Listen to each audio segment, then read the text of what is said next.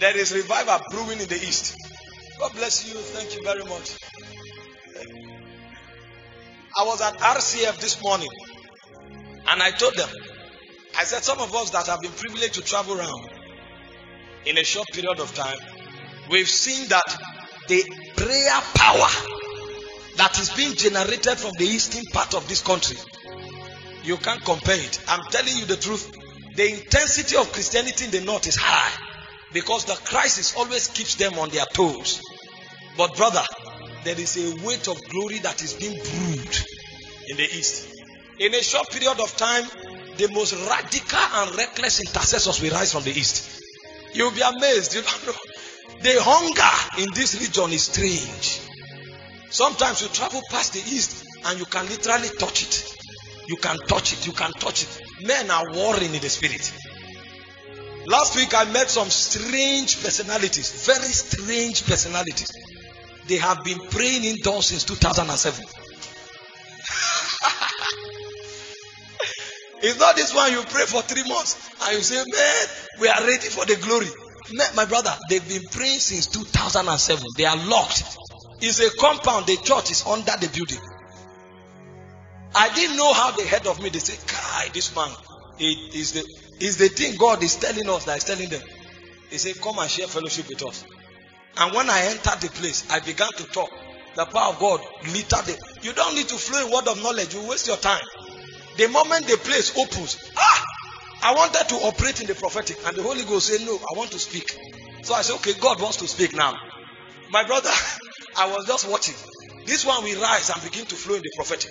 He will meet you and tell me they were keeping the word. He will meet you and say, and begin to tell you the things God told you in your closet.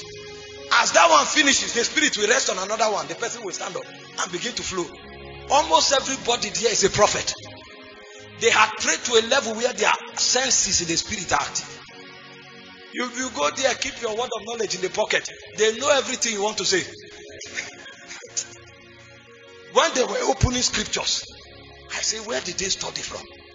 Who taught these guys this thing? They are men of wonder. And if you relate with them, it's like you are touching Jesus.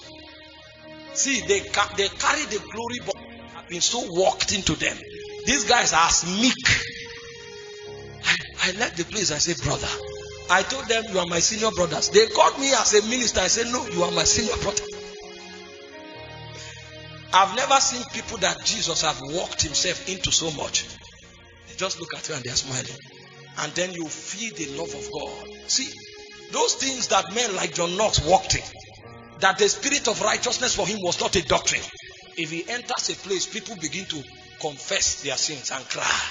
Because they carried God so much that God flows out of them. Did you read where the Bible said he has made us? We are revelators of his fragrance. He said he has made manifest the savour of his will to us. These ones don't talk. You can be in a place talking, they'll just be smiling. The smile will be louder than all your conversation. A point will come, you say, God, you too say something. River flow, river flow. Let it turn up, river flow. In your church, once again. Let eternity be seen. River flow, river flow. Let eternal river flow in your church once again. Let eternity be seen. I used to admire people that God moved through so much because I understand the place of power in what God wants to do in every dispensation. We have studied it. We have seen it play out in the lives of people. But I met this guy. None of them preached since I went there. But they ministered to me more than most of the messages I had. At ND, I say, brother, I love you.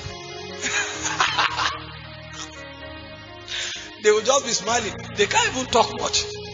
Prayer have eaten to the fibers of their DNA so much that they can't talk. Most times they see you, they just love you. See, power is good, but the nature of Jesus is better. I tell you the truth. River flow, river flow. Let eternal river flow in your church once again. Let eternity be seen. Their names echo in my mind every day. I go home and I say, Pastor NT. I say, Ike. Pastor Ike. How did? Don't worry, you don't know them. God, they say, I told them, if I'm coming for meetings in the East, please come with me. At least take one session. The guy said, Jesus have not released him. Since 2007. If you hear this guy teach, I came into the building, what they wrote on the board where they are taking their lecture in the cave where they are. I saw it immediately and so many doctrines became clear. Just a few things they jotted on the board. They were cleaning but before I came.